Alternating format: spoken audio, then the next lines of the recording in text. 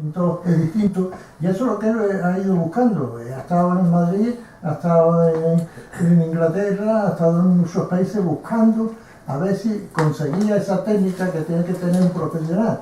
Eso que se dice, uy, esto es un Sorolla, o esto es un Greco, eso es lo que él quería. Y tener su paleta, ¿no? Cuando ve, oye, estos colores parece de fulano, porque estos colores grises o estos azules, todo eso lo emplea mucho fulano. Y eso es lo que él ha ido haciendo en estos años, y hasta que fue encontrando también que el material que él trabaja, que es el acrílico, es lo suyo, porque es muy impetuoso, tiene mucho nervio, mucho carácter, y a ella le interesa pintar y sacar, pintar y sacar, pintar y sacar y terminar el cuadro. Pero claro, eso hay que hacerlo habiéndolo estudiado antes, habiendo tenido unos conocimientos técnicos y teóricos, que sabe dónde tiene que colocar una mancha oscura o una mancha clara, o dónde tiene que distraer el espacio, o dónde tiene que ponerlo liso. Eso lo sabe por la teoría. Y después la práctica le va enseñando, porque el día a día de pintar me enseña muchas cosas. Yo he contado estos días que no hace muchos años yo mezclé dos colores y digo, mira qué color, pero si este no lo conocía, saqué un color nuevo, o sea que no lo he usado en mi vida. Como hay millones, pues salió con un color que me iba muy bien. Y otra vez me enteré de que si mezclaba el blanco de plata, que yo usaba mucho, con el azul ultramar, pues entonces se ponía con el tiempo gris. Si hago un celeste muy bonito, después me lo veo gris cuando va a los años, pues eso se aprende pintando y probando y leyendo y hablando y todas esas cosas, siendo profesional. Eso no se aprende en casa. La teoría se habla también de los pintores clásicos y eso, a los cuales tenemos mucho respeto. Él ha ido mucho a visitar Prado y eso, y a estudiarlo, o si no estudiarlo, por lo menos vivir un poquito con eso, entre medio de ellos. Porque nosotros cuando vamos a un museo estamos entre medio de los pintores que han pintado aquellas obras. Yo me siento como con personas allí dentro.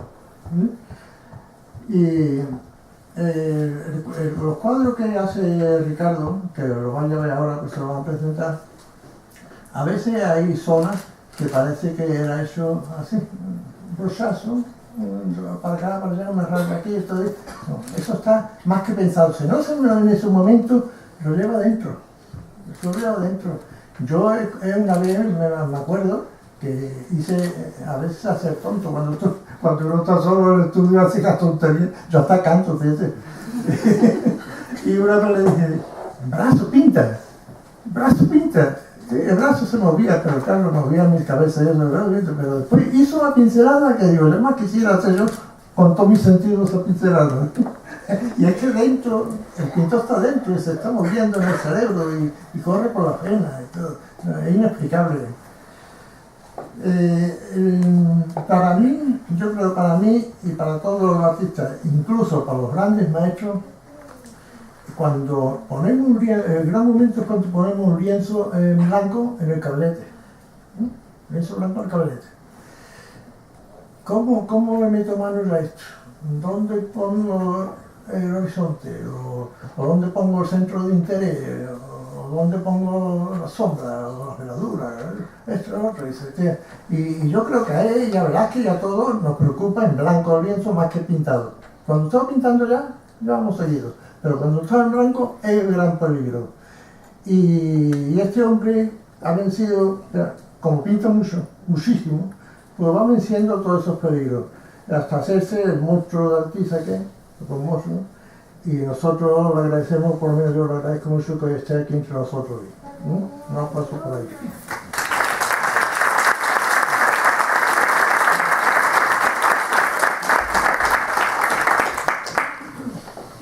Muchas gracias, don Ángel Torres. Tiene la palabra el autor del libro, don José Manuel Bravo Vila, para presentar la obra que ha escrito sobre la figura y la producción pictórica de don Ricardo Galán Urrea. Muchísimas gracias, señor presidente. Señores académicos, señor presidente, señora autoridad, amigos, amigas, sobrinos, sobrinas. Creo... perdón. Creo que tengo que decir unas palabras y eso haré. Son 126 folios. Bueno, este libro, como podéis ver, si echáis un vistazo, es un libro clásico de pintura para mostrar la obra de un pintor sin necesidad de ir a una de sus frecuentes exposiciones. Pero tiene una parte literaria, que es la que he escrito yo. Tiene prefacio, ensayo y, a manera del siglo XVIII, un diálogo donde, sin confesar del todo nuestras aficiones gastronómico-vinícolas, comentamos diversos aspectos de la pintura. Eso en el aspecto formal.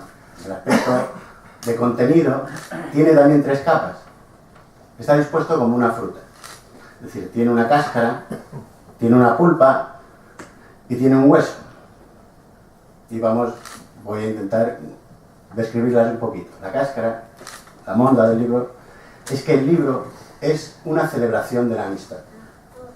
La amistad es un don como otro cualquiera. Yo tengo muchos amigos, tengo algún amigo especial. Ricardo es un amigo especial. Es un amigo LP de larga duración y también un amigo guadiana, ¿no? De vez en cuando aparece y de vez en cuando desaparece. Yo he pasado años sin verlo, de pronto ha llamado a la puerta a alguien y aparece Ricardo Galán vestido de una guisa que yo no lo había visto nunca y a lo mejor con una compañía que tampoco había visto nunca. Y entonces hemos mantenido así una amistad intermitente de relaciones, de vistas, a lo largo de 35 años. Porque nos conocimos, los dos somos del mismo barrio, pero no nos conocimos en el barrio, por lo visto éramos de bandas rivales. Somos de La Pastora y nos conocimos en Cádiz estudiando en el estudio de Torres Bru cuando empezamos en la calle de San Antonio a dar nuestros primeros pinitos pictóricos. ¿Qué es la amistad? Difícil de decir. Hay gente que dice que es como el amor, pero sin sexo. Bueno, y también sin juzgado, nunca termina normalmente al final en un tribunal, en un juzgado de familia. Pero bueno, el caso es que hace mucho tiempo que somos amigos. Voy a contar solamente una cosa de las que hemos compartido para compartir con vosotros algunas de los tumbos que hemos dado. Cuando estábamos hace tiempo aprendiendo a pintar y ya creíamos que sabíamos algo, entonces estábamos en la fase impresionista. Los críticos lo denominan nuestro periodo bohemio rural, o también otros críticos lo llaman periodo herbáceo. No sé a qué se refieren con eso cuando teníamos 20 años, pero el caso es que cogimos una furgoneta que tenía Ricardo y nos fuimos a pintar con nuestros caballetes a la manera impresionista a la Sierra de Cádiz, a nuestra bien amada Sierra de Cádiz. Entonces cogimos el caballete, la botellita de caña que me había traído mi padre, y allá nos fuimos con los caballetes, las pinturas, y cogimos una pensión en Ubrique, nos alojamos allí con una buena señora en el barrio alto de Ubrique, y allí nos metimos, dejamos los bártulos y allá fuimos a escoger un sitio para pintar. Queríamos escoger un sitio que se viera de lejos Ubrique, y escogimos un sitio que tiene por nombre el Mojón de la Víbora. Solo hay un lugar en el mundo que se llame el Mojón de la Víbora y está en Cádiz. Nunca he sabido si el nombre obedece a que el geógrafo vio en algún momento una víbora sobre un mojón o alguna otra cosa de la víbora que no quiere entrar. Bueno, es un cruce de carreteras, la carretera que va a Jimena, la carretera que va a Alcalá con la carretera de Cortes, con la que va a Ubrique, está a unos 900 metros de altura y se domina la Sierra del Endrinal y la Sierra del Caí. Allí buscamos un lugar adecuado para colocar nuestros caballetes, plantamos los caballetes y empezamos a pintar un mar de trigales, Ubrique al fondo y a lo lejos la Sierra Gris, sirviendo de fondo final bajo un sol en julio. Al rato de pintar allí, había una ventita al lado y no pintábamos intermitentemente, sino que íbamos a la venta y tal, en fin, a por una cervecita. Pero aquello empezó a oler muy raro, muy raro. Entonces digo yo, bueno, esto no puede ser, ¿qué pasa aquí? Empezamos con las bromas clásicas de a ver quién de los dos era menos amigo de la ducha, pero de tanto caminar y de tanto movernos, en el sitio que habíamos cogido fuimos destapando poco a poco algo que había debajo, y yo le di con el pie y sale una oreja peluda. Digo, Dios mío, un cadáver. Nada más encontrar la oreja, salen dos señores de la casa más cercana que estaba a nuestro lado, salen corriendo, cuidado, no sé qué, no sé cuánto, arramblaron con los caballetes, nos metieron para adentro, todas personas así típicas. no, sentaros aquí una copita. Parecían tener una provisión inagotable de un áspero vino blanco que cultivaban ellos mismos. Entonces, cuando ya hubo un poco más de confianza, dijeron, no, es que habéis plantado los caballetes encima del cochino jabalí que cazamos hace 2 días. Era una choza de furtivos, como el auténtico Juan Lobón. Allí nos metimos, nos agasajaron, nos dieron de comer patatas a lo pobre, que era lo típico, por lo que se podía dar. Cambiamos los caballetes, nos contaron sus aventuras.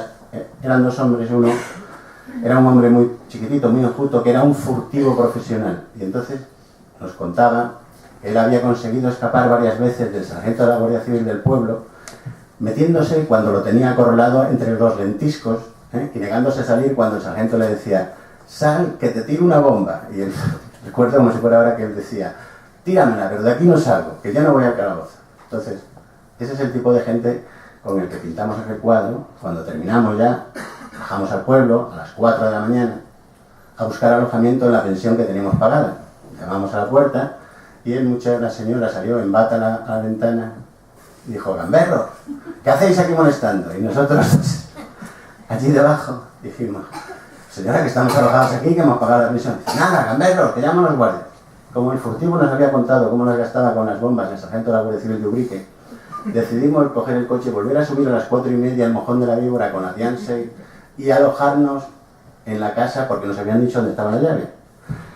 Y allí nos metimos en 2 jergones, cada uno en uno, y compartimos la cama con unas 12.000 chinches que nos dejaron hechos trizas y que es el recuerdo imborrable que tenemos de una experiencia nuestra pintando a plenar como los impresionistas. Bien, esa es la primera parte del libro. Luego, sobre la amistad. La segunda parte, La pulpa, es que es un libro sobre pintura. ¿Y qué es la pintura? Don Ángel, difícil saberlo. Pero tampoco importa mucho la definición, porque nosotros podemos vivir perfectamente sin una definición de una cosa. Nadie sabe muy bien lo que es el universo, nadie entiende la declaración de la renta, pero tenemos que convivir con ella. Entonces la pintura existe. Podemos hacer una aproximación a lo que es la pintura, o por lo menos lo que yo pienso que es la pintura, diciendo primero qué no es la pintura. En estos días es noticia que una obra del pintor alemán Martin Kimperberger ha sido destruida en el Oswald Museum de la ciudad alemana de Dortmund. La pintura es una serie de palitroques que están colocadas formando una escalera, palitroques, como restos de pintura, y tiene una gaveta de albañil de goma debajo. Y entonces el pintor ha chorreado algo como si hubiera caído cal de alguien que estuvieran calando sobre la construcción esa, y la señora de la limpieza del museo ha pasado por allí, ha visto las manchas y la ha borrado. Entonces, ha destruido la pintura. El museo ha montado en cólera y ha dicho que la pintura estaba valorada en 800.000 euros. 800.000 euros. Bien. Lo lógico sería, bueno, vamos a reconstruir la pintura, como volver a echar cal por encima, no hay ningún problema. No, sí hay problema, porque eso ya lo estableció la señorita Tracy Emin, que es una artista conceptual inglesa, que en el año 2004, una de sus obras más famosas, que se llama ¿Con quién he dormido yo desde 1963 a 1968? Y es un iglú comprado en el Decathlon, donde con unos post-it ha puesto los nombres de las 120 personas que han compartido su cama en esos 9 años. Esa obra estaba almacenada en un almacén del sur de Londres que se llama Momat. Se incendió. Entonces, los periódicos ingleses, que son muy guasones, hicieron una colecta para que la señorita volviera a comprar, la señorita Tracm, la tienda, los post-it, los rotuladores, y volviera a poner los 120 nombres. Y dijo que no, que de eso nada, que le habían pagado 12.000 libras por la tienda, pero que cómo iba a ser eso, que el momento, la inspiración y la magia de la creación ya había pasado, que eso no se podía repetir.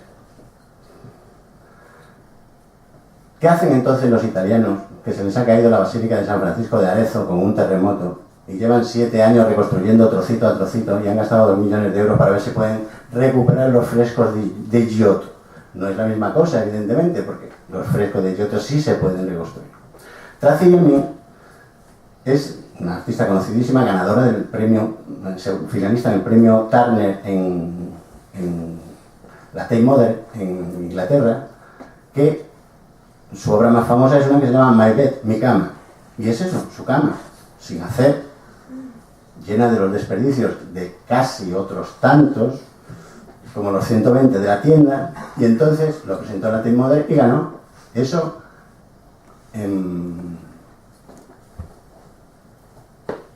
¿cómo podemos decir que eso es una obra de arte? ¿Cuánta gente anda por ahí diciendo, cuántas madres están diciendo a su muchacho que tiene 17 años que por fin arregle el cuarto, y cuando le dice eso no sabe que está intentando destruir una obra de arte de valor incalculable? Se la venda a Turner y le dan unas cuantas libras. Ese no es el arte del que tratamos, Ricardo. Nosotros tratamos de otra cosa que pervive y tiene sus propias leyes, y que una persona varios siglos después puede interpretarlo. Cuando el labriego encontró arando la dama de Elche, cuando la reja del arado tropezó con ella, supo de inmediato que había encontrado algo. No se necesita ser un experto en arte ibérico para darse cuenta que aquello era algo formidable. Entonces, para ilustrar nuestro pensamiento, el mío y el de Ricardo y el que consta en el libro, voy a contar una historia de barcos. Una historia de barcos que en una ciudad como San Fernando, contar una historia de barcos es lo más adecuado. Los holandeses han reconstruido un barco fabuloso que se llama el Batavia. El Batavia es el antiguo nombre de la ciudad de Yakarta, que es la colonia, la capital de la colonia holandesa de las Indias Orientales, en la ciudad de Java, en la isla de Java, entre el Océano Índico y el Pacífico. El Batavia es un navío de los de 1620, aproximadamente fue construido, un navío formidable que flota y navega, no como nos pasó a nosotros cuando construimos la nao Victoria para la Expo y dio la vuelta a los 20 minutos, sino algo que se mantiene a flote. Y ese navío se ha construido porque conmemora una tragedia. La tragedia es que el Batavia original se perdió en las costas australianas. ¿Qué le pasó al Batavia? Pues el Batavia era un barco que pertenecía a la Compañía Holandesa de las Indias Orientales, que traficaba con porcelana de China y especias entre Holanda y Sumatra y Java.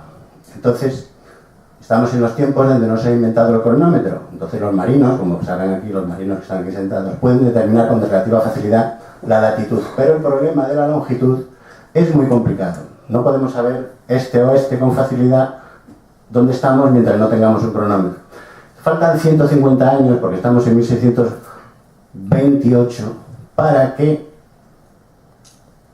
el magnífico John Harrison gane con su cronómetro H4 el premio del almirantazgo británico al primero que construye un cronómetro eficaz capaz de determinar la hora en el mar y por lo tanto determinar cuántas millas nos hemos alejado del meridiano de Greenwich. Ellos no lo llevan.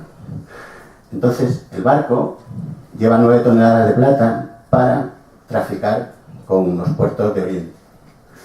Y va navegando, atravesando el Índico, paralelo al Ecuador, para aprovechar los vientos favorables y encontrar el momento de virar hacia el norte para subir hacia Sumatra. Pero una noche el piloto, el que está de guardia, ve un resplandor blanco a proa. Llama al piloto que está durmiendo y que por lo visto estaba más interesado en las mujeres del pasaje que en una navegación acertada, y el piloto dice que por proa lo que hay es un brillo de la luna. Error. Era un arrecife y terminan estampándose contra la costa australiana. La costa australiana hubiera sido una suerte. Faltaban 80 kilómetros. Es un lugar desolado, una serie de unas 7 islas bajas que se llaman los Arroyos Holman, donde los 350 tripulantes del barco y pasajeros terminan arrojados sin agua y sin provisión. Pero ocurre una cosa fascinante, que es que el piloto y el sobrecargo del barco, las autoridades, cogen la yola, el yate que tiene el barco, y se largan con la excusa de ir a buscar agua y rescate. Se quitan de medio unas 60 personas y, haciendo una navegación prodigiosa de 1600 millas, consiguen alcanzar en 33 días Yakarta, pero dejan a todos los demás a 320 días detrás. Y entre ellos había un señor que se llama Hieronymus Cornelis. Jerónimos Cornelis es un señor que iba escapado de Holanda, porque era un boticario de segundo orden que había tenido unos problemillas. Bueno, pues el señor que hay ahí es uno de los psicópatas mayores de la historia. Armado solamente del poder de su oratoria y de su poder de convicción, consigue hacerse con el poder absoluto de los supervivientes y en un periodo de 1 mes y medio termina ejecutando la mitad, arbitrariamente. Ese episodio es el episodio de referencia en el que se escribió el famosísimo libro El Señor de las Moscas de William Golding, que trata de una cosa parecida, pero de unos niños que caen en un avión en una isla desierta. Es decir, es un ejemplo portentoso de lo que es capaz de hacer el hombre cuando hay alguien con una capacidad de convicción y de llevar, vamos, un experimento pre-Hitler o una cosa por el estilo. Cuando los que fueron a Holanda, a Yakarta, volvieron, se trajeron a muchos, llegaron allí, pues la fragata holandesa que llegó al rescate, no se podía creer el error que se había desencadenado en la isla. Bien, ¿por qué cuento esto? Porque este señor, Jerónimos Cornelis, el malvado, era discípulo de otro holandés que estaba en Holanda. Si el discípulo era así, ¿cómo era el maestro? Pues el maestro es un extraordinario pintor que se llama Johannes van der Beek, Juan del Arroyo, en holandés. Como Johannes van der Beek es difícil de pronunciar, decidió latinizarlo y convertirlo en Torrentius. Torrente. Y eso, así pasó por la vida de ese hombre, como un torrente, como la película de Frank Sinatra, dirigida por Vicente Minelli. Cuando tenía 22 años ya había sido encarcelado por un divorcio tumultuoso y por no pagarle la pensión a su exmujer. Y 2 años después, las autoridades holandesas, que en 1620 ya no eran autoridades españolas, no, porque la gente siempre dice, ha sido la Inquisición. No. En este caso eran los protestantes lo querían procesar. Lo procesaron por pertenecer a los Rosacruces, satanismo, blasfemia, libertinaje y... ¿se me queda algo? Bueno, lo peor de lo peor. Y lo torturaron, pero como también era un hombre de muchas agallas, no confesó y lo condenaron solamente a 20 años de cárcel en vez de quemarlo en estaca. Pero su fama como pintor era tal que el rey Carlos I de Inglaterra lo reclamó y lo liberó de la cárcel al poco tiempo. Y se fue a la corte inglesa, donde fue nombrado, nada más llegar, pintor de corte. Lo que pasa es que alguna vez la gente tiene problemas con la empresa en la que trabaja, y Carlos I de Inglaterra tuvo una pequeña disputa con el Parlamento, de la cual perdió una guerra y perdió la cabeza. Y se tuvo que volver a Holanda, donde lo volvieron a torturar, meter en Chirona, y destruyeron toda su obra. De su obra no ha quedado rastro por ateo, satanista, rosacruciano. 400 años de olvido. Hasta 1925, que un señor que se llama Van der Deysen, que es una persona de un pueblo de Holanda, de Schelde, estaba tomando unas copas en un bar, en el padre del pueblo, y le dijo al tabernero, oye, ¿en qué tienes apoyado tú ese barril? Un barril de pasas. Pues yo no sé, una cosa ahí que tengo yo. Traiga, quiero ver. Levantó el barril de pasas y debajo del barril de pasas estaba el único Johannes van der Beek que se conserva.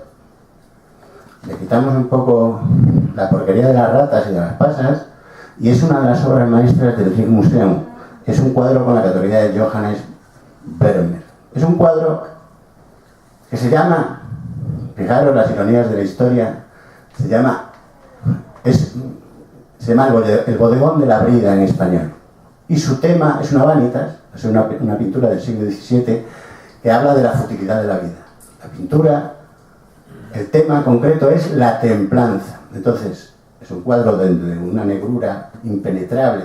Surge una jarra de agua, una jarra de vino, una copa de agua, una partitura,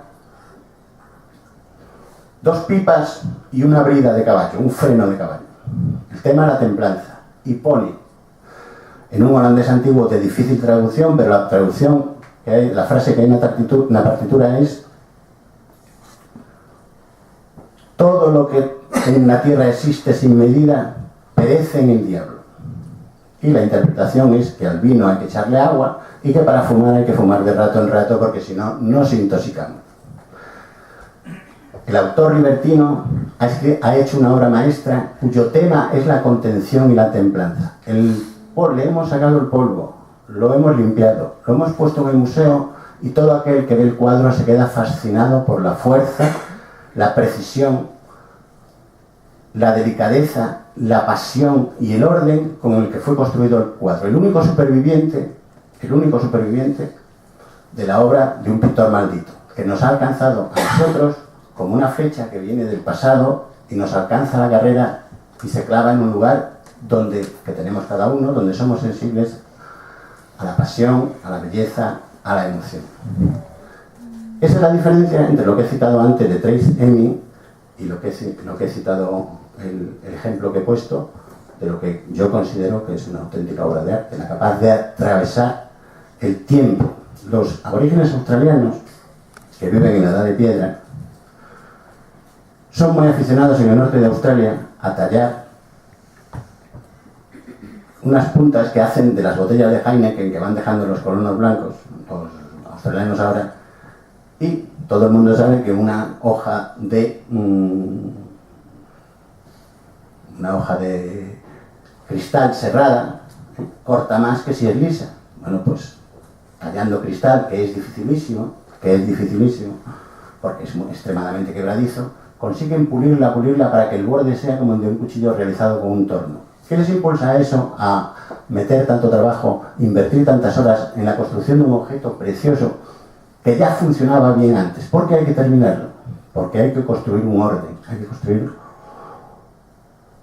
un pequeño universo que tiene unas leyes propias, que si el pintor o el artista es poco avanzado, por decirlo así, tradicionalista, su público en general es capaz de interpretarlo sin mayor dificultad. Y si es alguien de la vanguardia, puede que necesite unos años para que alguien, un crítico avezado, un crítico con una capacidad de interpretación superior, le dé las claves al público para que pueda gustar de esa obra que es a lo mejor más avanzada de lo que debe para su época.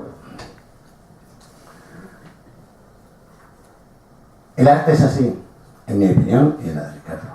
Es decir, de las múltiples herejías que ha ido dejando atrás el catolicismo en su historia, una de las más interesantes era la corriente gnóstica, que es pareja al cristianismo primitivo en los 3 primeros siglos. Los gnósticos piensan o afirmaban que el mundo no lo ha creado un Dios verdadero, sino que el Dios verdadero es inaccesible y él ha creado otro escalón de dioses de segundo orden, y estos a su vez unos dioses de tercer orden, unos cuartos, unos quintos, unos sextos, hasta que el verdadero creador del mundo es un Dios de ínfime categoría, cuya fracción de divinidad tiende a 0, y por eso el mundo es tan imperfecto. Esa es la doctrina gnóstica. A esos dioses del último escalón, el nombre que se le pusieron es de demiurgos, y el nombre ha pasado, también lo utiliza Hegel, para determinar o para nombrar a aquel que tiene la capacidad de crear maravillas, en oposición a taumaturgo, que es la otra palabra, que es el que obra milagros. Entonces, de alguna manera, el que tiene el don de crear es un demiurgo, es decir, alguien que tiene un toquecito que le permite, con unos elementos que no tienen orden, los sonidos en la música, las palabras en la literatura, los colores en la pintura, el mármol en la escultura, crear algo con la capacidad de emocionar y de conmover a las personas que la ven. Esa es la pulpa del libro. Y el tercero y final, el hueso. El hueso es que el libro es, como he dicho, una celebración de la amistad, un libro sobre pintura, y el hueso no puede ser otro que el libro es un libro sobre la pintura de un amigo. Entonces, para acercarnos a la pintura de un amigo, después de lo que ya nos ha contado Ángel, que es difícil, pero algún hueco queda, tengo que decir que los dos somos de San Fernando, y San Fernando es una ciudad, en mi opinión, bastante atípica, porque es una ciudad singular, por muchas razones. Yo creo que culturalmente San Fernando tiene menos nivel del que debería tener, pero aún así tiene bastante, porque es algo diferente a las ciudades españolas de su mismo tamaño. Yo cuando estaba estudiando en Madrid, me decían los compañeros, ¿a dónde vas? ¿A Toledo? Dice, sí, pero no te quedes el domingo por la tarde. Digo, ¿el domingo por la tarde por qué? Dice, no, tú vete a Toledo el viernes, estás el sábado y te vuelves el domingo por la mañana. Dice, porque no hay nada más aburrido sobre la tierra que Toledo un domingo por la tarde. Entonces las ciudades españolas son como las ciudades de 100.000 habitantes, son como lo que cuenta la de Calle Mayor en la película. Son ciudades soñolientas, paradas en sí mismas. Y San Fernando no tiene eso, es distinta. Es distinta por varias razones, por los genoveses que vinieron al Zaporito, por los cántabros que vinieron con el comercio, por los gallegos que vinieron en la marina, por la presencia de los arsenales mandados construir por los reyes ilustrados del siglo XVIII, por la presencia del observatorio. La ciudad es diferente. Y es diferente porque parece que hay algo por el suelo, una especie de vena de creación, que a poco que cabe uno, alguien encuentra. Y entonces tiene bastantes creadores. No voy a citar a ninguno porque se podría celoso la gente, pero vamos, fácil. Vamos, uno dice que en flamenco estamos bien cubiertos, en literatura también estamos bien cubiertos. Es decir, hay mucha gente interesante que ha trabajado en San Fernando, con muchas dificultades porque está realmente en el lado opuesto al Cabo Norte, que es el extremo de Noruega. No estamos en el centro de las corrientes intelectuales de Europa. Pero uno de los que ha trabajado acertadamente es Ricardo. Ricardo ha empezado, ha recibido su formación, ha desarrollado un estilo propio, exagerando un poco, como habéis visto Kill Bill, cuando forja la katana a la otra para que debe matar a uno, va a buscar al japonés que le hace la mejor espada del mundo. Bueno, pues Ricardo ha tenido que hacer como pintor su propia espada, su propio instrumento de trabajo, su técnica. La técnica que ya es tan elaborada y tan personal que le permite producir lo que él desea. Y entonces, ese avance que se produce desde un pueblo, desde una ciudad remota, desconectada de Europa, hasta estar en posesión de un instrumento de expresión que te permite convertirte entre lo que nosotros decimos cuando hablamos los pintores. No decimos, este pintor ha hecho esta obra que está bien, sino que nos referimos unos a otros para referir la calidad de un pintor. Decimos sencillamente, este hombre, Juanito, pinta bien, es en lo que se ha convertido Ricardo, en un pintor que pinta bien. Es decir, porque ya tiene la cualidad de ser capaz de hacerlo. Entonces, el libro, la parte del núcleo que cuenta cómo es su pintura, es un intento de aproximación a la obra, como la hace una interpretación, por si quedase alguna zona oscurilla de esos cuadros que la necesitas. Y como Ricardo está ahora en un momento estupendo, porque su obra tiene ya un reconocimiento nacional y está empezando a abrirse a las esferas internacionales, qué mejor que le escriba un libro sobre él alguien como yo, que soy su contemporáneo, su coetáneo, su compadre y su colega. Gracias.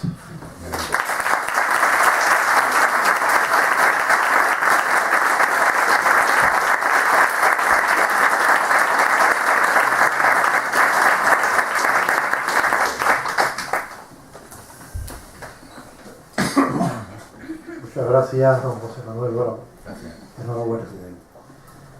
Tiene la palabra el protagonista de esta noche, Ricardo Galán Urréjola, que por deseo expreso de él está sentado aquí en la primera fila.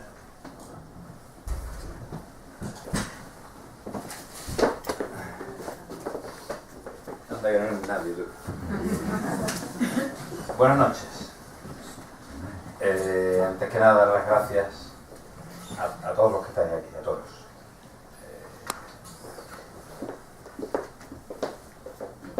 A la mesa que preside el presidente de la Academia San Romualdo, José Carlos Fernández, a la representación de las instituciones, en fin, pero en general a todos os agradezco muchísimo que estéis aquí.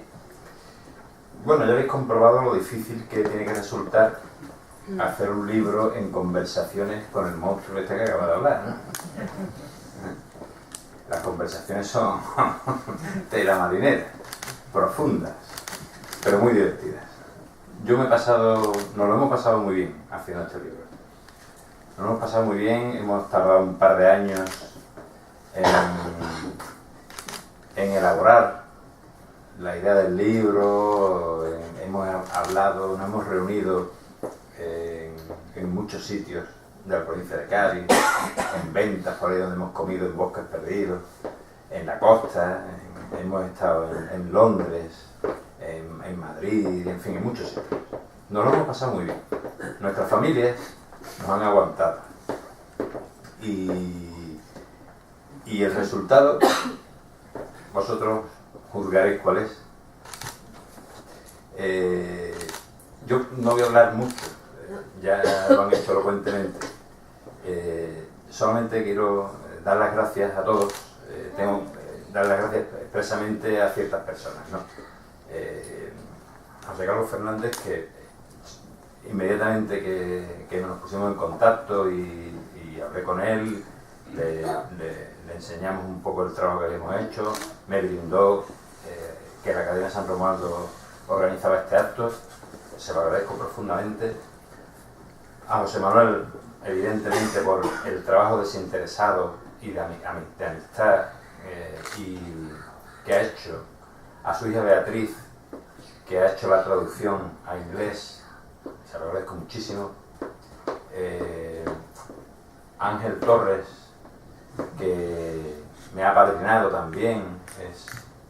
Es verdad que yo lo perseguía de chico, de niño, iba buscando a ver para que me contara las cosas que yo no sabía y él sí sabía, ¿no? Yo era un chiquillo de 14 años y él ya era un pintor. Entonces yo, por San Fernando, cada vez que lo veía, en fin, intentaba que me contara los secretos de la pintura. Y me contó algunos, no todo, claro. Tampoco me lo va a contar así fácilmente. Pero, a ver, disculpadme si hago una mención especial de agradecimiento, porque, veréis, tengo ahora mismo una cantidad de compromisos tremendos. Ahora mismo hay una exposición en la que estoy participando en Ámsterdam, el viernes se inaugura una en Madrid, el día 1 en Santander, una colectiva, y el día 9 en Cádiz, en la Galería Real. Como comprenderéis, esto es un trabajo de mucho tiempo y una dedicación absoluta, y tengo que agradecerle, disculpadme públicamente a mi mujer Isabel, que me soporte tanta dedicación al trabajo, porque, claro, eso hay que conllevarlo, ¿eh? Y también quiero deciros una cosa. Me he dado cuenta con este libro que mis orígenes de San Fernando son muy importantes. Me he dado cuenta que le debo mucho a esta ciudad. Es una deuda un poco abstracta, pero existe. En el libro se cuenta hay una anécdota, una cosa que es que yo me despertaba temprano en casa y mi familia seguía durmiendo, y yo salía a la calle, y por las calles de San Fernando, la entrada de luz entre las calles, estamos muy cerca, por esta zona de la iglesia mayor, en fin, andaba por aquí, y esa captación de la luz tan hermosa que hay aquí en el sur, en nuestra zona, me dejó impregnado de alguna manera para el futuro. Y por muchas cosas más, por personas que he conocido antes y ahora, por muchas cosas que me han pasado. Y solo quiero decir que haberme dado cuenta de mi deuda con la ciudad me compromete de ahora en adelante a intentar en mis próximos trabajos, en mis próximas exposiciones, en todo lo que haga, honrar a mi ciudad y estar al servicio de ella para lo que pueda servir. Quiero que sepan, a quienes correspondan, que pueden contar conmigo en la medida en que pueda, que no será mucho, pero en la medida que pueda, para lo que haga falta. Muchísimas gracias por estar aquí. Y buenas noches. A continuación vamos a poner se va a proyectar un vídeo que ha hecho una chica que trabaja bastante bien, que se llama Paula Rodríguez Lobato, sobre mi trabajo en el estudio y una selección de obras de cuadros que podemos ver a continuación. Muchísimas gracias.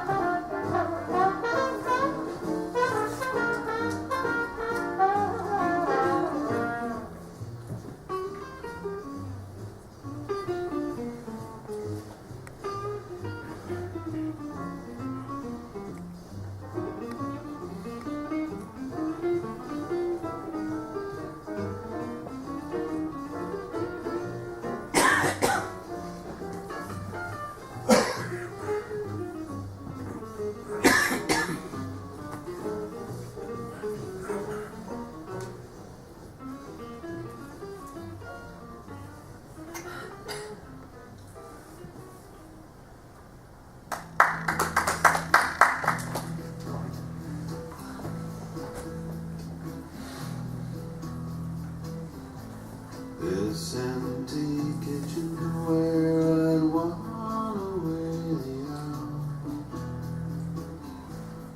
just next to my old chair,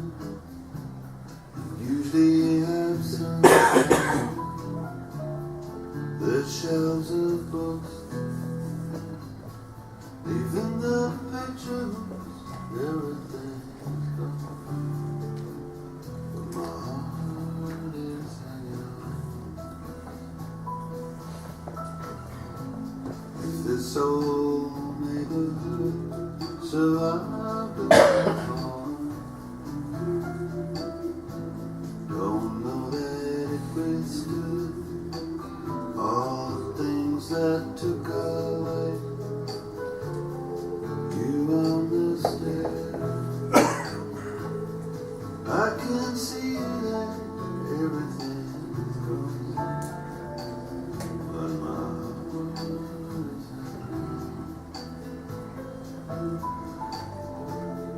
Once I was a little girl, used to wonder what she would be. Went out into the big wide world. Now she's just a memory. There used to be a little school where I learned to write my name. Time has been a little cruel. Time it's just a place where we used to live.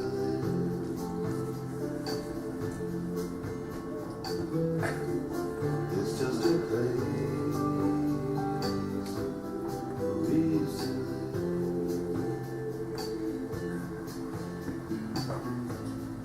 Now in another town, you lead another life. And now upstairs and down, someone else's ride. Here in the dust, there's not a trace of everything.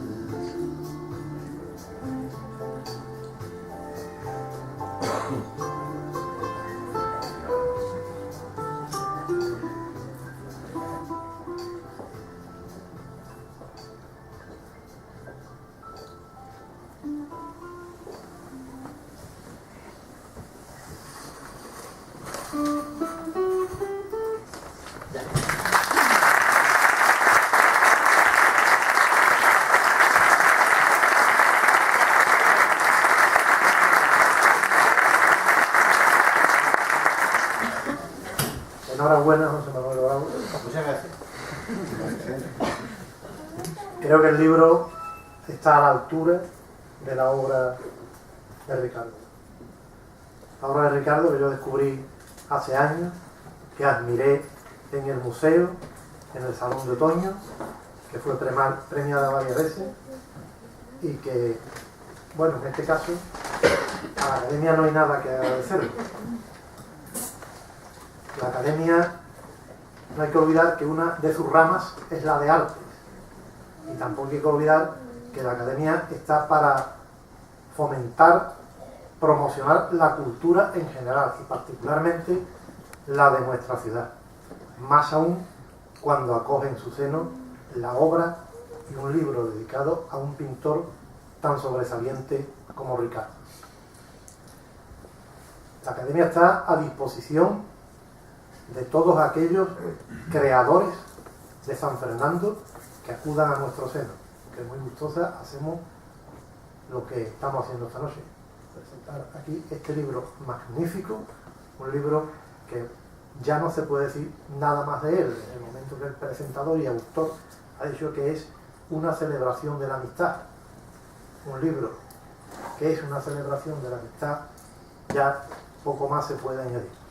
Pero no hay que olvidar cómo está editado este libro, de los que lo habéis adquirido pues podéis comprobarlo. Tampoco, si nos vamos al final, aparte de todo lo que Ricardo ha dicho, que tiene ahora entre manos, pues bueno, en el capítulo de agradecimiento no le voy a leer a ustedes la relación de galerías a que les muestra su agradecimiento y en las que él ha participado. Son extensísimos. Sí tengo que hacer hincapié en agradecerle que figura aquí la Academia de San Romualdo y también mi nombre. Muchas gracias de todo corazón. En definitiva, nosotros no hemos hecho más, insisto, que cumplir con nuestra obligación. El próximo acto que tendrá la academia será el martes 29. En este caso se conmemorará el 1300 aniversario de la invasión musulmana, 800 años de ocupación y reconquista. En este caso será en la Casa de la Cultura de la calle Gravina a las 7:30 de la tarde, como es habitual en invierno. Intervendrán don Alfonso Franco Silva y don Ángel López López. En esta uno ofrecerá la conferencia titulada La conquista de España por los musulmanes en el año 711 y del otro señor, pues de Hispania a Al-Ándalus y de Al-Ándalus a España. Muchas gracias a la señora representante de nuestro alcalde, doña Úrsula Ruiz, por su asistencia. Gracias de nuevo al presentador, al autor, a don Ángel Torres y a todos ustedes. Queda clausurado el acto. Buenas noches.